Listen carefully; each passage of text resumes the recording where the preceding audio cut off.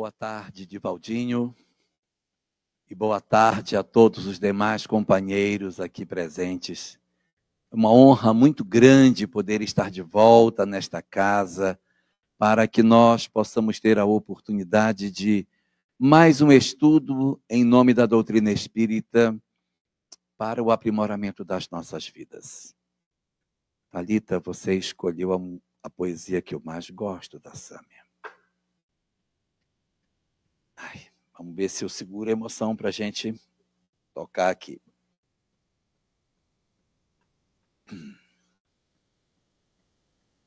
O nosso seminário da tarde de hoje tem como tema Para vencer as paixões. Ou seja, que estratégias a gente encontra na doutrina espírita para que consigamos promover a vitória definitiva nossa sobre os arroubos que a paixão produz sobre as nossas existências. E quando nós consultamos o Livro dos Espíritos, nós encontramos ali uma questão que é a predileta da Cidinha Mota. É a questão 712. Nesta questão, Allan Kardec indaga aos espíritos sobre a questão referente aos interesses do homem pelos gozos materiais. Pergunta a Kardec aos espíritos assim: com que fim Deus fez ou colocou atrativos nos gozos dos bens materiais? Ou seja, por que Deus fez com que o gozo dos bens materiais nos fosse atrativo? Por que ele fez isso? Por que usufruir dos bens materiais nos é tão saboroso, nos é tão bom? Você ter uma cama boa para você deitar, uma comida saborosa, você ter a possibilidade de ter bens que lhe tragam conforto na vida, que lhe façam sentir o chamado bem-estar. Por que Deus fez isso? Se nós somos realmente espíritos, se nós somos seres imortais, se a nossa condição primeira e natural é como espíritos imortais, por que Deus colocou atrativos exatamente nos gozos materiais? Resposta dos espíritos: para instigar o homem ao cumprimento de sua missão e também para o provar na tentação. Então, o gozo dos bens materiais, conforme está colocado no Livro dos Espíritos, tem por objetivo promover na criatura humana duas coisas: que ele consiga cumprir a sua missão na Terra, que a gente consiga dar cumprimento ao que viemos fazer. E o segundo, para nos testar na nossa aprovação. O que seria dar cumprimento à nossa missão? Os homens, o ser humano na Terra, tem uma responsabilidade, tem um compromisso a seguir. Nós temos responsabilidades a cumprir no planeta, no desenvolvimento das nossas potencialidades, no desenvolvimento dos nossos recursos intelectuais e morais. É para isso que a gente veio, para se desenvolver, para crescer. Então, o gozo dos bens materiais é exatamente para isso. Imagine se, de repente, nós disséssemos assim: aquele negócio ali é uma cana de açúcar. Aquilo ali, quando espreme, sai um caldo de dentro. Mas eu nem sei se é doce, não sei se é sal, não tenho paladar. Eu não tenho paladar. Então sai um caldo de dentro, mas eu nem sei o que é que sai. Eu tomo, mas eu não sei que gosto tem. Mas o que fez Deus? Deus nos deu o paladar. Aí diz, aquilo ali é um caldo, ali é uma cana de açúcar. E quando espreme, sai um caldo maravilhoso, uma delícia. Mas me dá uma preguiça de tirar aquilo. Porque é tanto trabalho, porque você tem que cortar. Depois tem que pegar um pedaço de pau, bater nos nós da cana assim, para amolecer. E depois você tem que apertar ela. E é tão ruim apertar aquilo, porque ela é dura. E eu tenho tanta vontade de tirar, mas sai tanta pouquinha água. Aí o outro diz, não, mas é muito saboroso. Vamos desenvolver uma moenda para a gente tirar, porque se desenvolver uma moenda, sai melhor. Então, o gozo dos bens materiais, tomar um caldo de cana bem suculento, bem docinho, fez com que o homem criasse a moenda. E quando ele criou, ele achou o máximo, porque aquilo ali você rodava, e aquilo ia moendo a cana, era uma beleza. Mas depois o braço ficava de um jeito que ninguém aguentava. Aí nós inventamos a moenda elétrica, que a gente liga na tomada, nem faz esforço, joga a cana, pega, dobra no meio, põe de novo, dobra 4 vezes, põe de novo, amassa quando a pobrezinha não dá mais nada, dobra de novo e tira o último caldinho dela, que segundo diz é o mais doce. Então veja, o desenvolvimento das nossas condições intelectuais se deu pelo quê? Pelo atrativo dos gozos materiais. Se dormir numa cama de prego fosse igual dormir numa cama macia, ninguém tinha desenvolvido nada. Se nós não sentíssemos nenhum tipo de atrativo entre uma comida saborosa e uma comida que não tivesse sabor, a gente não comia a comida do Divaldinho. Então, o que acontece? Nós temos, na verdade, uma necessidade de percebermos o chamamento que a vida material nos faz para o desenvolvimento das nossas potencialidades. É muito importante que a vida material tenha os seus atrativos para que o homem vença a preguiça. Senão era uma preguiça miserável. Tudo era, mas dá muito trabalho. Imagina tirar uma mandioca dentro da terra, cavar, tirar, para fritar, comer. Dá um trabalho. Mas se não fosse saboroso, ninguém faria. Fazer um café que tira, torra, mói. Meu Deus, tem que ter alguma coisa. E a questão 712, ela traz 2 partes, né? O cumprimento de sua missão e também o provar pela tentação. O que é o provar pela tentação? É para que ele não vá além. Ao mesmo tempo que o gozo dos bens materiais, ele é importante para o nosso desenvolvimento, ele também é uma medida para que a gente não se exceda no gozo dos bens materiais e se perca. Então, eu tenho atrativo nos bens materiais? Tenho. Isso é importante para nós? É importante. Mas, ao mesmo tempo, é importante que nós saibamos dosar o gozo dos bens materiais para que eles não se mostrem para nós como aquilo que Joana de Ângeles chama de movimentos de distração. O que são movimentos de distrações? São todas as movimentações que a criatura faz, que faz ela esquecer do que ela veio fazer.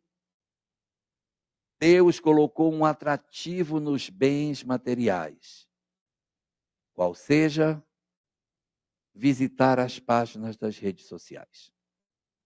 Mas que delícia, você vai passando o dedo e vai passando. E quando você vê, o devorador de horas já levou 2 horas da sua vida. Meu Deus, já estou 2 horas aqui. Você tem que botar no celular um avisozinho. Pi, pi, pi, pi, pi, pi. Opa, já estou a meia hora, chega. Porque senão você fica e acaba ficando. Então, os atrativos materiais, eles têm também como objetivo nos mostrar quando nós nos excedemos. Porque quando nós nos excedemos, nós automaticamente estamos entrando num desequilíbrio, num descumprimento da lei natural. Então é como se o gozo dos bens terrenos fosse uma balança de 2 pratos. De um lado do prato da balança está o fato de que os gozos dos bens materiais vão desenvolver as nossas potencialidades. Então, Cidinha, eu preciso do interesse pelo gozo dos bens materiais, senão não vai, senão a gente não desenvolve. Eu preciso ter interesse nesses gozos para que o homem se movimente e saia da inércia, da preguiça, do marasmo intelectual. Tá bom, tá. Então eu preciso que esses elementos tenham atrativos para que eu me movimente.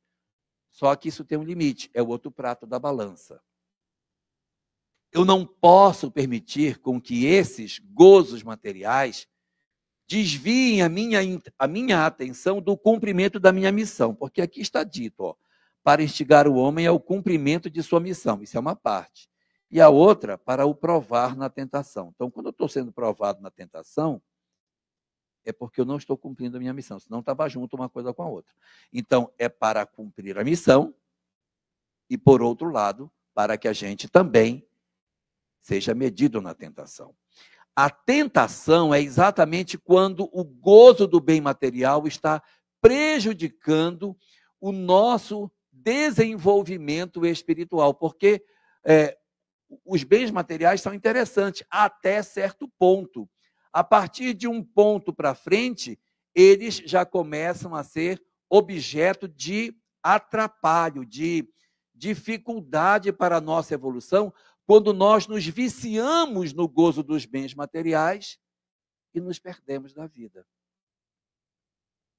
Nós podemos nos perder em função do gozo dos bens materiais. No livro Amor, Imbatível Amor, que é o número 9 da série psicológica de Joana, ela nos afirma, no capítulo 4 da obra, que quando nós estamos na vida terrena e percebemos alguém que tem muita sede de poder, a pessoa quer ter poder, ela quer sentar num trono, ela quer mandar, ela quer comandar. Diz Joana, quem quer poder não quer o poder pelo poder. Quem quer o poder porque o poder proporciona prazer. Então, quando eu sou rico e poderoso, eu tenho as comidas mais saborosas, eu deito na cama mais confortável, eu posso viajar nos carros mais luxuosos. Eu quero poder para isso. Eu quero poder para ter prazer. Se eu dissesse assim, você vai ter poder, mas o teu poder é só para mandar, você não vai poder usufruir nada, vai comer uma frutinha por dia, só uma uvinha de manhã. Eu não quero isso, eu quero comer com vontade. Eu quero comer tudo que eu quiser. Não, é só para poder, mas não vai poder usufruir os... Não serve. Por quê? Porque no fundo do interesse do poder está o interesse do prazer. E esse é o reverso da medalha, que é quando o interesse nos gozos materiais avança para além do cumprimento da missão e já começa a ser um embaraço para o meu desenvolvimento espiritual. Então, é muito importante que a gente perceba que as coisas materiais, elas precisam ter atrativo para que o homem desenvolva. Se nós não sentíssemos conforto num ar-condicionado, a gente não precisava ter criado. Então, veja que a gente, pela busca do conforto, do bem-estar, desenvolve as coisas que vão proporcionar a nós a condição de satisfação, de bem-estar que a gente procura. Na questão 712, Kardec insiste, criando um desdobramento, que é 712A, que também está entre as eleitas da Cidinha Mota. 712A, Kardec pergunta, e qual é o objetivo dessa tentação? Essa tentação que o homem sofre pelos bens materiais? Desenvolver-lhe a razão que deve preservá-lo dos excessos. Então, veja, a tentação que os bens materiais nos produzem são um instrumento que desenvolve a nossa inteligência para que a gente se preserve dos excessos. Exatamente quando eu excedo numa paixão, quando eu me excedo na busca de um gozo material, eu tenho consequências desse excesso. E a minha razão vai dizer: você se excedeu, você não pode se exceder. Vou dar um exemplo. A pessoa vai num determinado local, tem uma comida muito saborosa no lugar. Aí a pessoa come e diz: mas está uma delícia, eu vou comer de novo, porque está muito bom. Aí ela come de novo, né, Zé? Isso. Aí a pessoa come a segunda vez e diz: olha, eu já estou cheio, mas está bom demais, eu vou agora fazer o prato da gula. Aí o que é isso? É exatamente o atrativo do gozo dos bens materiais. Aí ele come o terceiro prato e ele fica se sentindo mal com o terceiro prato. Gente, estou passando mal. Vou me jogar no chão, porque eu estou sentindo mal. Vou me jogar no chão. Aí a pessoa se joga no chão. Ai, meu Deus, estava bom demais, mas eu me excedi. Então, o que está acontecendo? A razão vai aprender. Quando eu como muito, eu passo mal. Aí eu vou dizer: não, até queria, mas eu tenho que fazer que nem a Cidinha. Está muito bom, mas só meio prato está bom, já não quero, porque senão vou me exceder. O que é isso? É a razão sendo trabalhada em função dos excessos que se cometeu, para que a gente consiga desenvolver as nossas potencialidades e aprender.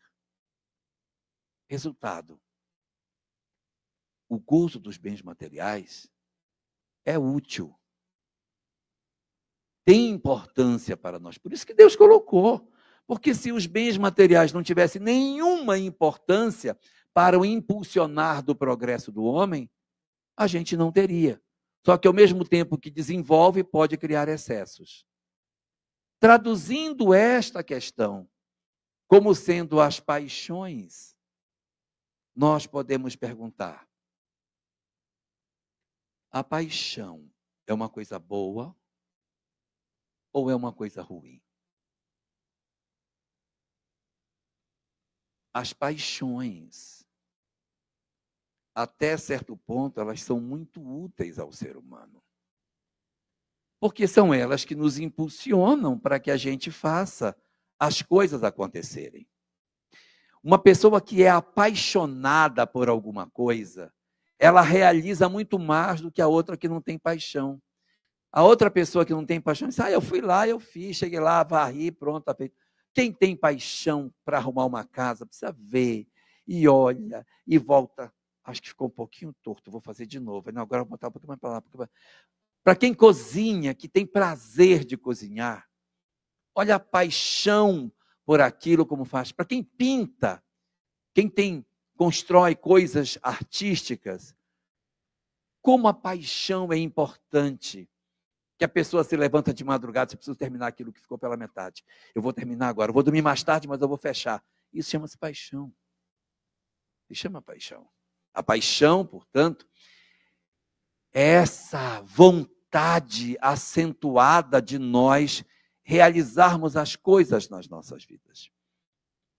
Quem teria sido Saulo de Tarso se não fosse um homem apaixonado? Quem moveu Saulo de Tarso em toda a sua vida foi a paixão. Primeiro, a paixão pelo judaísmo. Depois, a paixão pelo cristianismo. Ai de mim se não pregar o evangelho. Por que ai de mim se não pregar o evangelho? Porque dentro dele algo gritava: eu tenho que fazer. Existe, na primeira das viagens de Saulo, ele chega na cidade de Icônio e ele pega uma surra danada nesta cidade, que ele é tido como morto. Ele só não é morto porque uma das pessoas que estava no espancamento que ele sofreu era cristão. E quando viu que ele já ia morrer mesmo, chamava-se Gaio esse rapaz. Ele disse, morreu, morreu, pronto, já está morto. Na verdade não estava não. Mas ele grita para a população, está morto, não precisa bater mais. E aí ele pega o, entre aspas, morto, coloca nas costas e joga no montouro de lixo, como se ele fosse um corpo de um defunto. Mas ele sabia que o defunto estava respirando. Foi uma estratégia para salvar Paulo do meio daquele espancamento sem que ele também se comprometesse. Então ele joga Paulo no meio do montouro e vai embora. Deixa ele lá. Quando é na madrugada, que está todo mundo dormindo, eles voltam, tiram Paulo de cima do montouro de lixo, todo quebrado, e levam para casa para cuidar dele. Essa surra ele pegou porque ele tinha vindo da cidade de Listra, e na cidade de Listra uma moça disse que ele estava querendo seduzi-la, eles foram embora, mas lá em Icônio ele não escapou da surra. Quando ele chega na casa, que o pessoal vai olhar, ele está com as costelas quebradas. Ele passaria 6 meses acamado. Se fosse eu, depois de 6 meses acamado, eu disse, olha, eu gostei muito do cristianismo, achei muito legal, mas eu tenho a impressão de que eu preciso ir para outro lugar, fazer meus tapetes bem sossegado no outro canto. Não é isso que ele faz. Quando ele cura da costela quebrada, ele diz, eu já estou pronto, eu já posso continuar. E aí ele volta àquele mesmo trabalho de pregação do evangelho. Não é um homem apaixonado, gente. Isso é paixão. A paixão, portanto, é o grande motor que nós temos na vida. É o grande impulsionador. Nós não podemos perder, evidentemente, a paixão. Porque se nós perdermos a paixão pela vida, a gente ficou em pé e está morto. Então, a gente não pode, de jeito nenhum, viver de uma maneira em que a gente diga assim, eu não sinto mais nada, nem me alegro, nem me entristeço com coisa nenhuma. Para mim é tudo igual. Tudo que para mim é a mesma coisa. Eu não faço diferença nenhuma entre tudo que me acontece, é tudo uma coisa só. Se a gente fizer isso, nós perdemos o sentido. Poxa, quem consulta a obra que Humberto de Campos nos legou sobre a história de Jesus, quando ele narra em Boa Nova alguns dos episódios da vida do Cristo, a gente vai encontrar o momento em que Jesus conversa com Pedro sobre o momento em que ele converteu água em vinho no casamento. E Pedro o questiona, mas Senhor, você transformou água em vinho no casamento? E Jesus pergunta a Pedro, Pedro, sabes da alegria de agradar um amigo? Porque esse é o prazer da vida. O prazer da vida é nós usufruirmos dela. Nós temos muito a tendência de achar que espírito superior é aquela coisa gemente, sofrida, vestida de saco, com aquele olhar. E não é verdade. Os espíritos superiores, eles são felizes. Cleide. Tem um pessoal que acha que... Mas não é. Espírito superior é feliz. Ele é alegre. Eles são espíritos que vivem dentro de um padrão de satisfação. Porque eles estão felizes com a vida. E por que a gente quer viver dessa maneira, como se a vida fosse um mar de tormentos? A gente chega e diz assim, como é que vai? Falando, estou bem, né? Gente, nós temos ou não temos uma doutrina consoladora? Às vezes eu fico assim me perguntando. Eu vou a certas casas espíritas e está escrito em cima o Consolador prometido. Mas as pessoas que estão sentadas para fazer a palestra, parece que chegaram de um velório. Ninguém dá um sorriso. Ninguém abraça ninguém. Ninguém toca ninguém.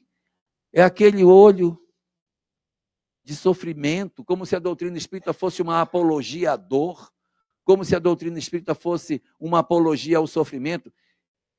Isso não está em lugar nenhum da doutrina espírita. Pode pegar o Evangelho segundo o Espiritismo, a mensagem que fala ao homem no mundo, em que ele diz, não vos visteis de cinza, vivei como os homens. Não é para a gente viver, eu sou um espírito imortal, então aqui nada. Não me interessa sim, eu quero saborear a vida, eu quero ter prazer de viver, eu quero reunir meus amigos, eu quero rir, eu quero abraçar pessoas, eu quero celebrar a existência. Estar entre os homens encarnados é uma coisa maravilhosa. Mas a vida é tanto sofrimento, a gente tem tanta doença, tanta dor. É verdade, mas não é maravilhoso estar encarnado? Não é maravilhoso o momento que a gente está vivendo? E não é fantástico estar encarnado de posse desse conhecimento espiritual, pelo amor de Deus? Não é maravilhoso você dizer assim, olha, eu tenho um problema de saúde, é verdade. E esse meu problema de saúde ainda é insanável, ele não vai ser sanado. Até o final da minha existência, isso não vai resolver. Mas é só uma existência. É só a existência. Acabando a existência, essa limitação acaba. Essa limitação vai acabar. Em 2020, eu peguei uma queda atravessando a rua correndo. Então, bati com um ombro no asfalto, quebrei a cabeça do húmero em 4 lugares diferentes,